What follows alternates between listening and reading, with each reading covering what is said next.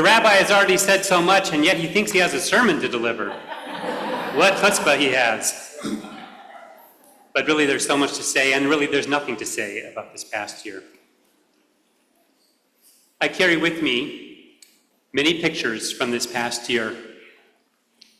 I carry with me a picture I saw of the houses of Kfar Aza, bullet-ridden and burned after Hamas's deadly massacre.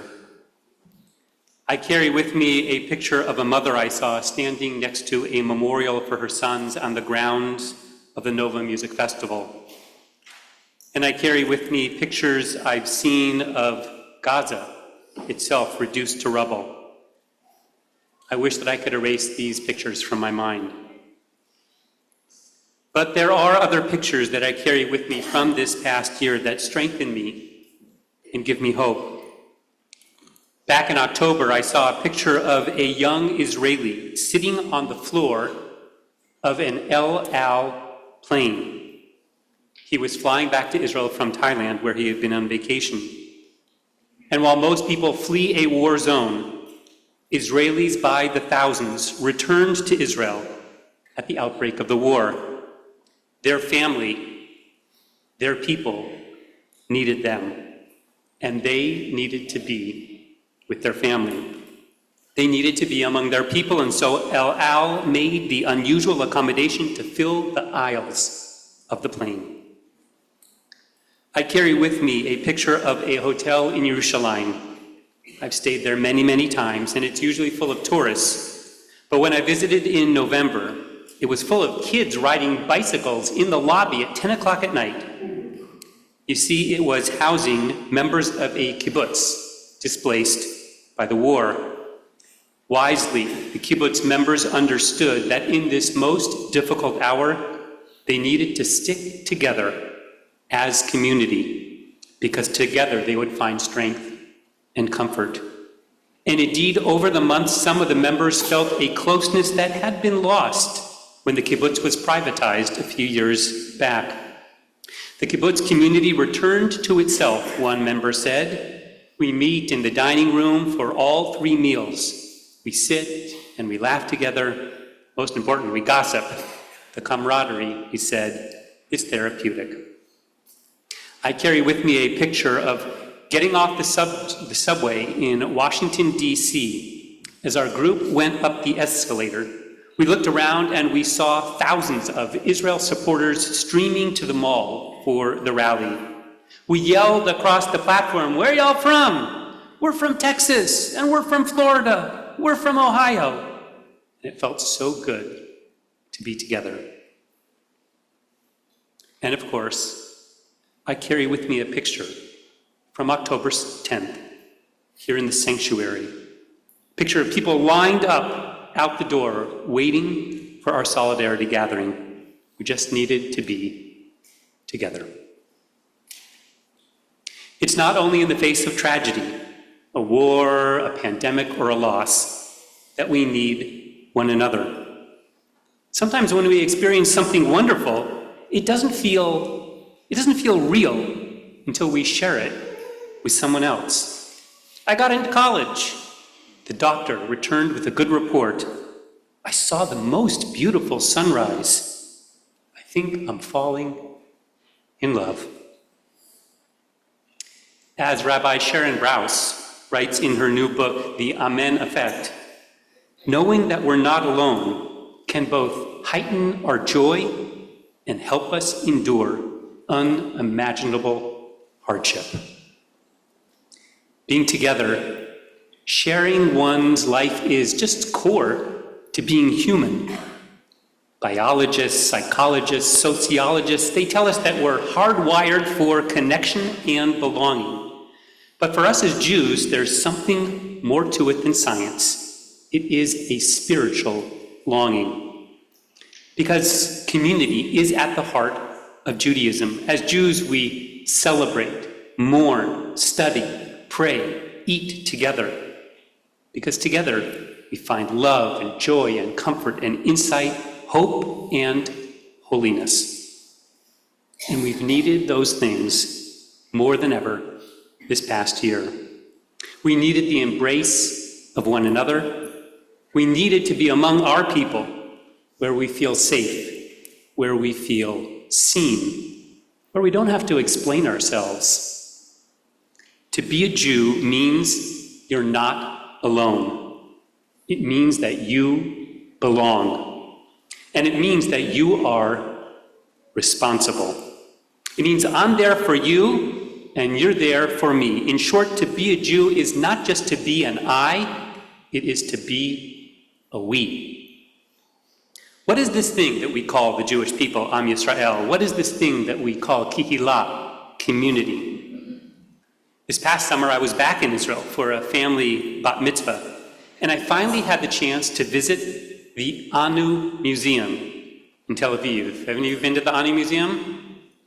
A handful of you. You should all go. We should all go.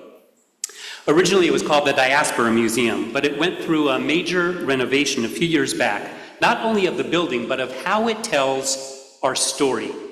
You see, the original museum, built in the 1970s, offered that classic Zionist narrative. The story arc was from destruction to resurrection. In other words, Jews in the diaspora, they suffered pogroms and persecutions until they established a state of their own, which saved them. The message was that diaspora communities, they had their time, they had their place, but eventually Jews would or should settle in Israel. By contrast, the new museum tells the ongoing story of the Jewish people without geographic distinctions and portrays our full history, not just expulsion from Spain, but also golden age of Spanish Jewry. If the old diaspora museum was about them, the new, quote, Museum of the Jewish People is about us. Indeed, Anu means we. And the layout of the museum itself, it offers a roadmap for building strong communities and vibrant Jewish life, the very things that we have needed and so appreciated this past year. You start at the top floor, the third floor. It's called Mosaic.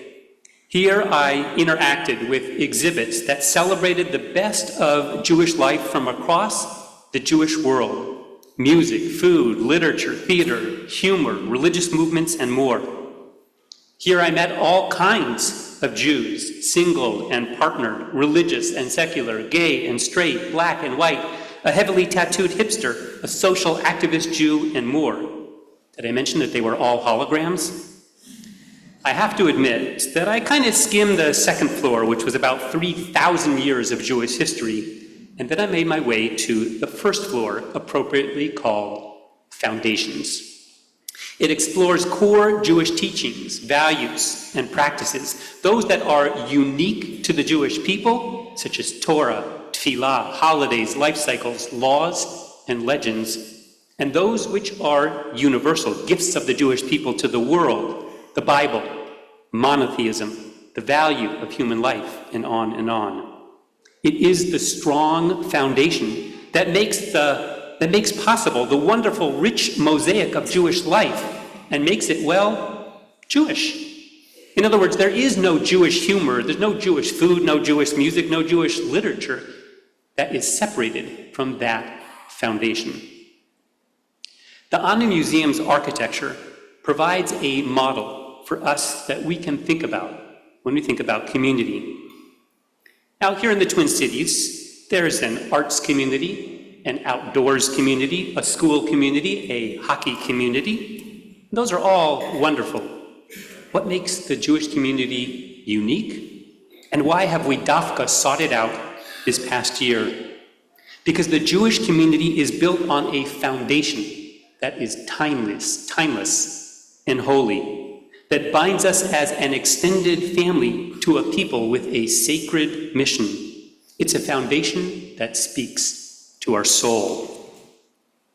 100 years ago, a small group of pioneering families on Minneapolis's north side formed what we today might call a chavarah. They formed the Young People's Synagogue, which eventually grew into our own Bethel Synagogue.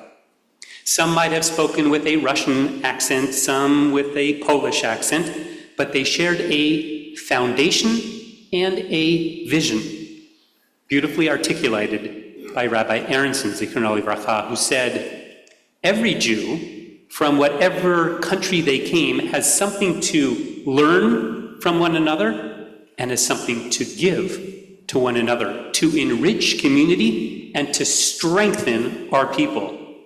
Because the synagogue is not a museum of antiquities, it must be a living force in the present. 100 years later, this remains our charge. We need community, but not just any community. We need a Jewish community of mutual dependence built on a strong foundation. Now, of course, that doesn't just happen. It happens when each of us individually deepens our connections to Jewish practice and to Jewish wisdom. It happens when we commit to anu, to one another. Ki anu amecha ve'ata Eloheinu. I love this high holiday prayer. I love the joy that it brings to our Yom Kippur services. I love the beautiful metaphors that the medieval author uses to describe the Jewish people and the evocative names he uses to speak of the Holy One of Blessing. I picture him looking out over a diverse community nurtured on a rich spiritual landscape, saying, we are your children and you are our parent. We are your flock and you are our shepherd. We are a vineyard and you are a keeper. We are a bride and you are our lover. The poem is actually an expansion of a phrase that might have been recited at your wedding or written on your ketubah. Ani lidodi I am my beloved and my beloved is mine. It describes a sacred companionship, one that is mutual and supportive and committed. I'm here for you, and I can feel that you're here for me as well. It's the model not just in the poem of a divine human relationship, but for truly all authentic relationships. Our relationship to our partners, to our family, to friends, our community, our relationship to our people, and yes, our relationship between the diaspora and Israel.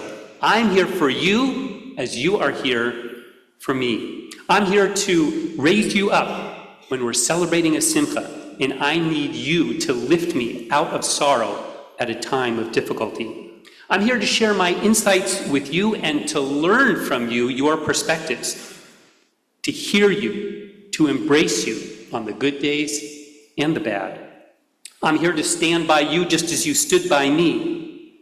And if you look to the end of that poem, Ki anu amecha, when we acknowledge our shortcomings and our imperfections, anu azefanim bata el rachum v'chanun, it suggests that I'm here for you even when you hurt me, when you disappoint me, when you let me down. And you are here for me to help me become the best version of myself. This is the kind of community that we're striving to build here at Bethel. To that end, earlier this year, the board approved of an ambitious new strategic plan that will set the course for our next century. It calls on each of us to be active participants in and builders of Jewish life.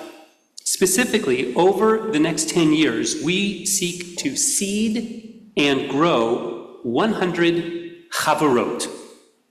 These small affinity groups will be an intimate home, a place where we don't feel isolated, a place where everybody knows your name, bum, bum, bum, bum, and they're always glad you came. These chavarot may share certain characteristics: young families, interfaith families, empty nesters or seniors, or they might share interests in baking, Torah study, Hebrew speaking, biking, social action, and on and on. They will be a beautiful mosaic of Jewish life here at Bethel, built on a strong foundation. And let me reassure you that our chavarot will be open to all from across the community and to people of other faith backgrounds who call Bethel home. By a show of hands, How many of you have felt in some way drawn to and nurtured by our Bethel community this past year? Now, there's no judgment here if you're not raising your hand. It just means that we have more work to do. But here's the question. By a show of hands, how many of you want to feel that nurture from our Bethel community in the years to come? Hopefully all of you. Finally, by a show of hands, and here's the real test, how many of you are willing to help ensure that we'll be around for the next 100 years? Ki anu banecha, we're your children. This is the young family chavara, the parents and children looking to grow together, to find friendship and support in one another, and who seek to bring Jewish values and traditions into their homes. Ki anu karmecha, we are your vineyard. This is the wine club. People who delight in sampling Israeli and kosher wines from around the world and who are looking for an opportunity to lift a glass and make a l'chaim and celebrate life together, sensing the holiness in times of joy. Anu nachlatecha, we are your inheritance. This is the genealogy chavara, a group of people who find God in traditions passed down midor lador. Anu avadecha, we are your workers. This is the chesed chavara, which keeps an eye out for those in need and which makes God manifest in acts of caring. Anu tzonecha, we are your flock. This is the hiking chavara, those who like to wander the fields and forests and seek out the creator of all. These are just examples of chavarot, and I need to explain that they're not all ready to begin next week. You can read more about them in your, what do we call this, pamphlet here. Read more about them, and you'll see that we need you not just to join them, but to help build them. Chavarot, you know, is not a new idea, but it is the right idea for us now. Participating in them will strengthen us when we continue to need it most. You'll feel more supported, a deeper sense of belonging as we experience the wisdom and beauty of Jewish life. The Alter Rebbe encouraged us to spend Rosh Hashanah thinking not only about what we need, but what we are needed for. Chaverim, we need you. We need one another, and we need the Holy One of blessing. Ki anu amecha. The story is told of a man who got lost in the woods. As he wandered for several hours, he began to despair of ever finding his way, of ever seeing his family and friends, when suddenly he met another man. With great relief, he asked him, "Which way leads out of the forest?" The man responded, "I don't know. I myself am lost. But together we can find our way."